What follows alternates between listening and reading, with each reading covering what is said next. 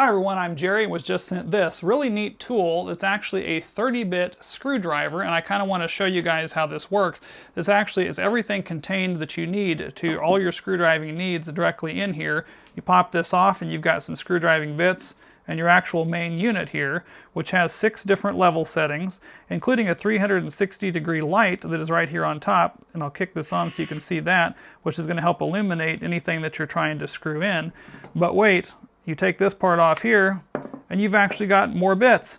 So you've got all the bits that you could possibly need to do those, and they're all hex bits on the end, so they'll fit in a traditional screwdriver type unit as well.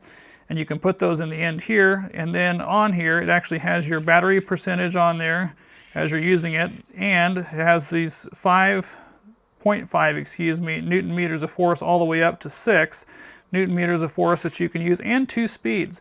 So if you press on it slow, it goes slow. You press a little harder and it goes faster, and that'll allow you to go ahead and do any of your screwing needs here. I've got a square bit and a square screw here. I'm going to go and put this on there, and pushing slowly and then faster here. And then we can back it back out. I mean, you can see that it works really well, and with that light it really illuminates everything on there.